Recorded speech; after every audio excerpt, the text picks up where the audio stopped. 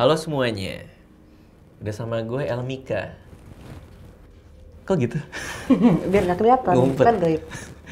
Elmika ini gue pertama kali lihat sempat collab sama Vilo ya.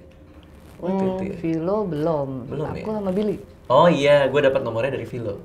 Oh oke. Gue nanya Vilo, minta dong nomornya Elmika gitu. Terus kontak-kontakan dan akhirnya hari ini kesini. Kesampean juga ya. Kesampaian juga. Seorang Raditya Dika. Elmika. Kenapa namanya Elmika? Apa itu artinya? L itu kan de ya. L itu boleh dibilang kayak artinya tuh bisa kayak Tuhan. Tuhan. Oke. Kalau dari bahasa luar gitu ya. Mikanya? Bisa diartikan. Mika itu kalau sebetulnya kalau mau dibalikin jadi Mikael.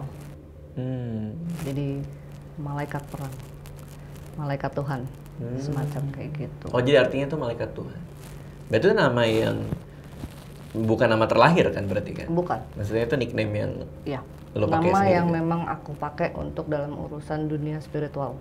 Dulu aku pernah membawa nama Kencana Wungu, ya kan?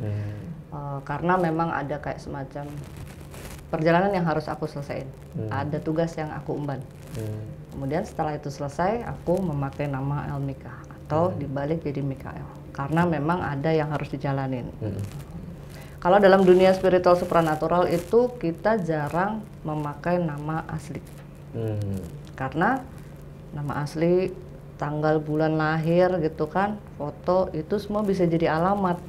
Nah kalau itu sampai di tangan orang-orang yang memang punya kemampuan dan memang berpraktek di situ, nanti bisa dikirimin paket gitu, paket kilat, bisa bahaya. Isinya gitu-gitu lah. Jadi lebih ke arah bukan sebagai nama panggung, tapi sebagai nama yang memang ada tugas yang kita emban, sekaligus itu sebagai proteksi kita. Melindungi ya. Oke. Kayak gitu. Elmika ini menyebut dirinya demonologis. Apa itu artinya? Demonologis itu lebih ke arah aku mempelajari hal-hal yang berhubungan dengan demon, berhubungan dengan iblis. Bagaimana cara ritual pemanggilannya, karakternya seperti apa, kemudian apa sih yang bisa kita lakukan atau perjanjian dengan mereka sebetulnya seperti apa. Lebih ngedalemin soal hal-hal kayak gitu. Cuman sebetulnya nggak kebatas hanya mempelajari iblis aja, tapi kita juga mempelajari tentang fenomena-fenomena yang berhubungan dengan makhluk astral. Kayak gitu. Kan ada tuh orang yang lebih ke arah mempelajari atau memperdalamnya tuh ke arah healing gitu ya, jadi healer, penyembuhan alternatif gitu. Ada juga yang lebih ke arah untuk meramal, bisa melalui pikirannya ngebaca gitu ya, atau melihat sesuatu melalui media kopi atau melalui tarot. Ada banyak yang kayak gitu. Nah, aku lebih ke arah aku mempelajari mereka yang tidak terlihat. Nah, Ketertarikan untuk mempelajari yang tidak terlihat ini tuh dari mana? ketertarikannya sudah dari dulu karena memang dari kecil aku banyak ngalamin hal-hal yang memang berhubungan dengan dunia spiritual supranatural. Tapi aku memang tidak tertarik untuk jadi dukun. Jadi tidak tertarik untuk ngobatin orang atau kayak ngasih pengasihan apa segala macam. Aku kurang tertarik dengan itu. Cuman aku kedorong untuk mempelajari lebih dalam karena aku pengen tahu apa sih yang terjadi sama aku, atau sebetulnya kekuatan apa sih yang ada sama aku, dari luar apa dari diri sendiri, ngebedainnya bagaimana. Nah, lebih ke arah kayak gitu. Oke. Media apa nih yang jadi sumber teori Elmika soal iblis? Iblis setan tuh sama nggak? Beda. Oh beda, bedanya gimana? Gini, kalau iblis itu, kalau setan kan kita bicara soal kayak powernya gitu ya. Iblis bisa dikatakan setan juga, satan gitu ya. Kalau iblis itu sesuatu yang memang dia vibrasinya lebih tipis, lebih nggak kedetek, lebih nggak kerasa. Kalau makhluk astral itu masih kasar, masih gampang dilihat, masih gampang dirasa. Nah, iblis ini kan dia berbeda dimensi, agak jauh dengan kita. Kalau memang tidak ada sesuatu, dalam artian tidak ada kontrak, tidak ada pemanggilan, akan jarang sekali dia ada di sini. Jadi kalau mau ritual pemanggilan, kita ada altarnya, lilinnya disiapin, ada kayak semacam sigilnya, jadi kayak gambar gitu yang memang itu dialamatkan untuk dia, yang biasa dia pakai, ada simbolnya lah gitu. Itu digunakan untuk ritual pemanggilan. Itu medianya macam-macam, lilin, pakai emas bisa, pakai silver bisa, pakai perunggu juga bisa, macam-macam, besi juga bisa, tergantung dari kelas dimennya ini yang mau kita panggil. Gitu. Buku-buku apa tuh yang bikin Elmika tuh ngerti gitu, oh cara manggilnya tuh begini. Nah, sebetulnya kalau bicara soal demonologis, kalau kita benar-benar mau belajar secara literaturnya, mesti masuk sekolah seminari dulu. Oh ada sekolah? Ada, jadi belajar jadi pastor dulu. Nanti dikirim ke Vatikan, nah belajar deh tuh demonologi secara sahnya, yang secara memang benar-benar dapat ilmunya. Tapi di luar itu apakah kita tidak bisa belajar? Bisa. Ada banyak sekali buku-buku sihir yang memang dipelajari itu mengungkap hal-hal seperti itu. Buku-buku tua yang memang sudah ada tatanan ritualnya, yang memang sudah ada literaturnya. Nah, aku ngambil banyak dari situ. Jadi memang belajar sendiri, kemudian praktek, menggali lagi kayak gimana. Banyak salahnya juga, tapi yang namanya belajar kan dari situ kita tahu, oh ini salah, nanti dibenerin lagi.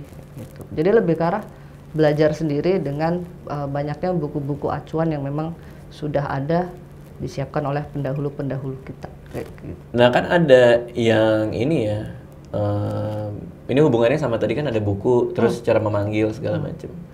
Berarti itu pernah dicoba sama Elmika? Memanggil iblis? Pernah dong. Harus Gile. pernah. Terus gimana? Itu gimana pengalamannya? Gak enak. Gimana itu? Dari sekian banyak ritual pemanggilan, ada lebih banyak yang gagal daripada yang berhasil. Gitu. Yang bikin gagal itu biasanya ngadepnya salah, jadi posisi menghadapnya salah, itu bisa gagal. Kemudian barangnya tidak komplit, karena kalau kita bicara ritual yang sebenarnya itu harus benar-benar komplit, ritual penghadiran yang sebenarnya. Kalau ada yang kurang, ada yang salah, itu nggak berhasil.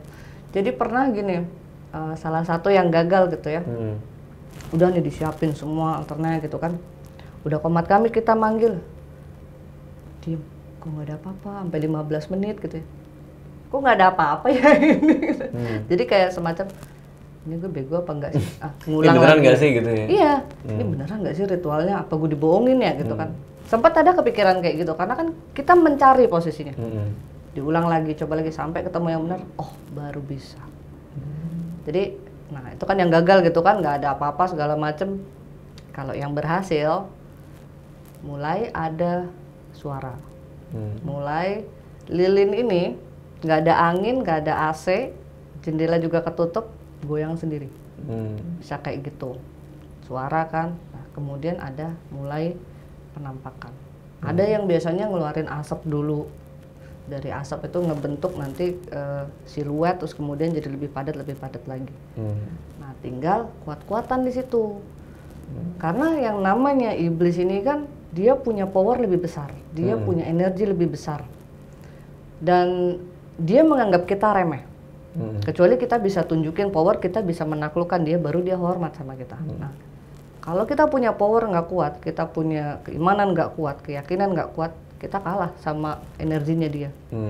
Nanti yang ada kita jadi di kayak semacam apa ya, dikuasai sama dia. Nah, di situ perangan, kita kuat-kuatan power. Kalau kita bisa posisinya lebih tinggi dari dia, lebih kuat powernya, kita bisa tundukkan dia, tinggal deal-dealan mau ngapain gitu. Udah datang disuruh apa. Nah, biasanya kalau ritual pemanggilan yang sesungguhnya kita siapkan ada offering, ada sesuatu yang ditawarkan. Sama lah kayak gini gitu kan, aku bertamu, Bang Radit sediain minum.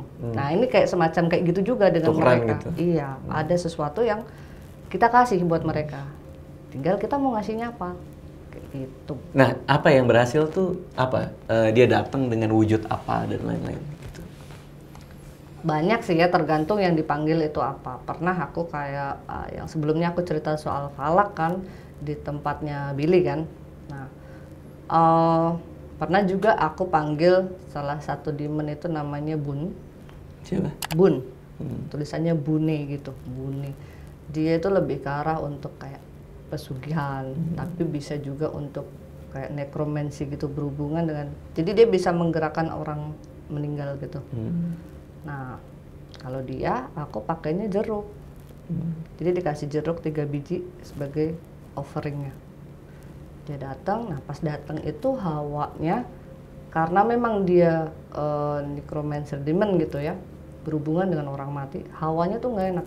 Posisinya tuh ngerasain kayak kita ada di kuburan keramat gimana sih, yang kayak pekat, kayak jantungnya tuh kayak ditusuk-tusuk, nggak bisa nafas gitu kan, merinding gitu, terus ada rasa takut luar biasa. Nah dia pada saat datang itu rasanya kayak gitu, mencekam banget gitu.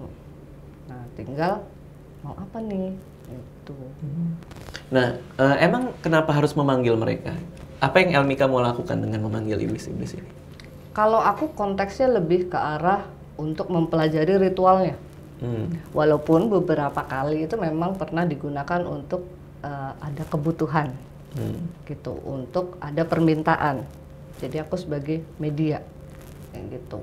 Jadi kalaupun nggak ada yang minta, aku memang dari dulu melatih itu. Jadi membiasakan diri untuk bisa melakukan ritual itu. Jadi tahu mana yang berhasil ritualnya, mana yang gagal. Oke. Bentuknya apa yang paling serem dan siapa namanya? Kalau paling serem, nggak ada yang paling. Semua serem. Semua serem. Semua paling serem. Semua serem, dan itu belum ada di TV deh. Kayak menggambarkannya tuh susah gitu loh. Jadi bentuknya aneh dan juga gimana ya kalau ngedetailin tuh ya gitu, dia belum ada di TV gitu. Tapi kurang lebih gambarannya sih kayak yang ada di YouTube aku. Tapi sebetulnya itu juga bukan gambaran fixnya ya. Kurang lebih seperti itu. Karena kalau kita berhadapan langsung, kita nggak bisa nerjemahin nih bentuknya kayak gimana sih, rada-rada aneh gitu loh. Dan tidak ada yang kalau di videoin masuk dalam video? Jarang. Karena dia vibrasinya sangat-sangat halus. Di beberapa kali video aku tidak melakukan pemanggilan pada saat ngebahas soal demon gitu ya. Tapi aku melakukan satu channeling. Aku coba untuk terhubung dengan powernya dia. Nah, sempet tuh suara masuk atau jadi ada gangguan, suara kameranya juga keganggu kayak gitu-gitu. Kalau suara masih beberapa kali ketangkep. Gangguan audio gitu ya, terus gangguan gambar beberapa kali ketangkep juga. Lilin juga waktu itu aku pernah pakai media lilin, jadi 2 lilin, yang satu habis, yang satu nggak habis-habis. Padahal itu nyalainnya bareng. Posisi AC-nya mati, jendela juga nggak kebuka, jadi nggak ada angin kayak gitu. Tapi itu bentuk belum pernah sih. Bentuk tidak di kamera. Cuman hal-hal yang berkaitan dengan kedatangan dia yang lebih ke arah vibrasinya, energinya itu pun sudah bisa mempengaruhi gitu loh. Nah, salah satu konten Elmika itu 72 Gotia Demon. Itu apa sih? 72 Gotia Demon itu adalah tentang demon yang memang dulu pernah diseal atau pernah ditaklukkan oleh King Solomon. Jadi kita berbicara secara mistisnya. Itu memang tidak tertulis kayak di kitab suci atau apa ya. Kita bicara soal keilmuannya. Nah, di beberapa buku sihir itu ada ritualnya yang memang untuk pemanggilannya. Itu yang aku pelajari. Jadi kalau demon-demon yang pernah ditaklukkan oleh King Solomon ini diberi label sebagai 72 Gotia Demon. Kayak gitu. Jadi aku lagi ngebahas itu, dan yang aku bahas itu adalah ritual yang dipakai oleh Solomon pada saat itu. Iya. Oke. Nah, saat manusia melakukan perjanjian dengan iblis nih, mereka tuh saling tukar apa? Kan ada cerita soal perjanjian dengan iblis. Saling tukar apa itu biasanya sesuai dengan kesepakatan masing-masing. Maunya apa permintaannya gitu kan. Misalnya manusianya mau minta apa nih? Biasanya apa? Yang paling banyak itu biasanya orang minta pesugihan. Biar kaya? Biar kaya, karena kepepet hutang, kepepet kebutuhan gitu kan, pengen cara cepat. Nah, biasanya kayak gitu yang kalau udah kontrak dikasih apa yang diinginkan, tapi ada imbalannya di luar dari sesajen yang dikasih. Misalkan kayak tadi Bun gitu kan, kita kasih jeruk, tapi di luar itu ada yang diambil loh. Biasanya yang pertama adalah yang memang dekat dengan keluarga, atau yang memang ada turunan darah, jadi masih anggota keluarga. Diambil nyawanya atau? Diambil gitu. Kemudian selang beberapa tahun nanti akan ada lagi yang diambil lagi. Seiring dengan makin berjayanya kita, makin ada yang diambil. Dan itu nggak bisa dibatalin yang kayak gitu-gitu. Maksudnya kita udah mulai sukses nih, mulai naik. Tapi pas giliran mau ada keluarga yang diambil, udah dong jangan, batalin kontraknya. Oh nggak bisa, gitu. Harus sampai selesai dulu. Serem banget. Serem, dan itu adalah konsekuensi yang biasanya nggak dipikirin orang pada saat dia lagi kalut, pengennya cara cepat. Baru mulai sadar pada saat kondisi perekonomian stabil gitu ya, baru sadar, oh jangan dong ini keluarga gue, oh jangan dong ini istri gue, ini ibu gue. Iya, banyak banget yang kayak gitu. Nah di beberapa video Elmika menyebutkan posisi iblis, ada yang jadi presiden katanya. Oh iya, ada. Ada king, ada presiden, terus kemudian ada kayak semacam perdana menteri gitu. Itu apa tuh? Maksudnya struktur organisasi iblis gitu? Itu sebetulnya manusia yang bikin sih, lebih ke arah hierarkinya ya? Ya, lebih ke arah supaya kita lebih mudah mempelajari mereka, supaya kita lebih mudah mengenali power mereka. Jadi para leluhur-leluhur kita ini yang dulu mempelajari ilmu sihir dan sebagainya, mereka sudah mengelompok-ngelompokkan nih. Ini loh yang di posisi raja atau penguasa, ini urutannya ini. Mereka powernya kenceng, mereka bisanya pakai ini. Itu. Ini loh yang di posisi menteri, jadi lebih ke arah hierarki dari kekuatan mereka. Iya.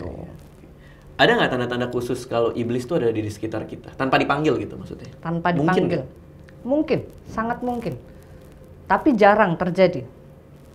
Tanda-tandanya itu gimana ya? Susah sih ngejelasinnya karena biasanya yang udah-udah itu nggak kedeteksi. Karena orang yang memang lagi diikutin itu apa yang dia lakukan lebih kerasanya tuh kayak itu adalah pikirannya dia sendiri, itu keinginannya dia sendiri. Tapi biasanya orang yang memang lagi diikutin demon itu dia lebih ke arah kayak banyak diem, bukan diem bengong kayak orang mau kesurupan ya, tapi lebih kayak diem tapi ada pikiran. Iya, kayak gitu. Berinteraksi biasa, tapi dari raut mukanya tuh kelihatan kayak dia diem gitu loh. Jadi gimana ya ngejelasinnya? Mungkin kalau orang awam nggak akan melihat, tapi secara aura itu kelihatan. Kalau dia tuh lagi kayak kosong gitu loh, walaupun ngobrol, walaupun berinteraksi, dan tatapan matanya biasanya itu cuma gini, tajam tapi nggak ada isinya.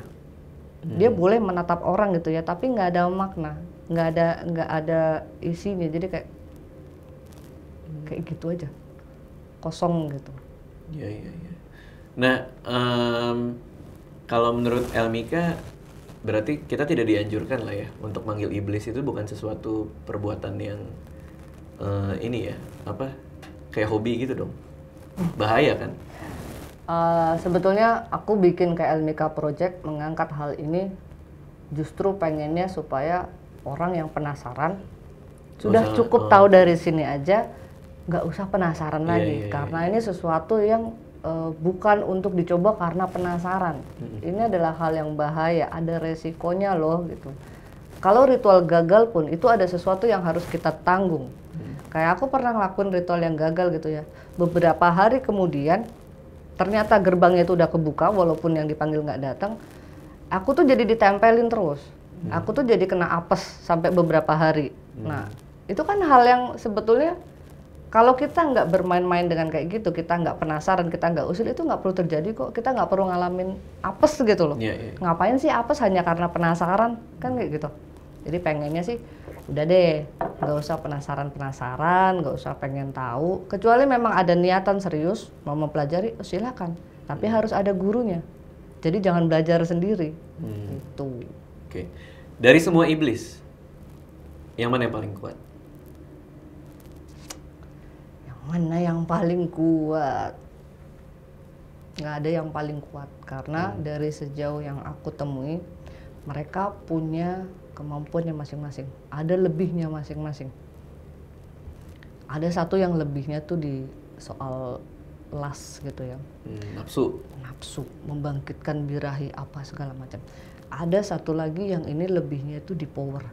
Kita jadi wibawanya besar, kita jadi auranya bersinar. Kita ngomong orang itu tunduk, orang itu takut. Ada lagi yang memang dia ahli untuk menyusup ke pikiran orang.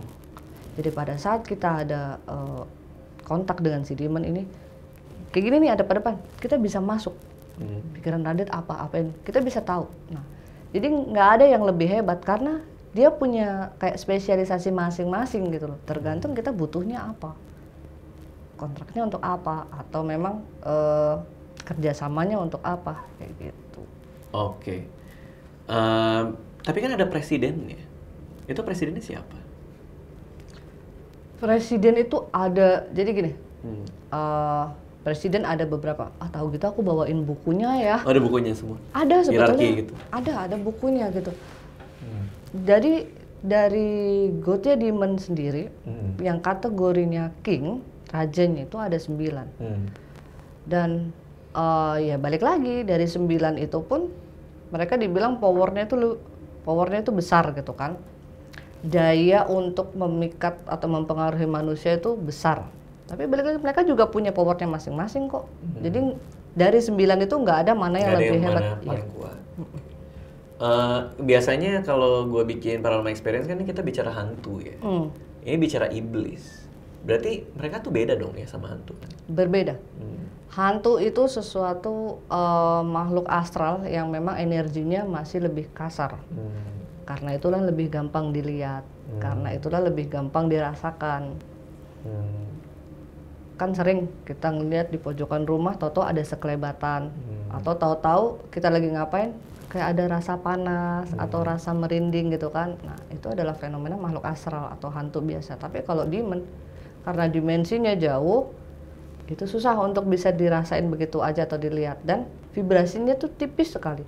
Hampir nggak kerasa kalau memang kita lagi ditempelin. Kecuali orang-orang yang memang sudah paham akan melihat, oh kok beda ya, kayak gitu. Beda banget. Jadi makhluk astral ini boleh dibilang mereka kayak setan ecek-ecek gitu loh. Powernya juga sebetulnya nggak seberapa.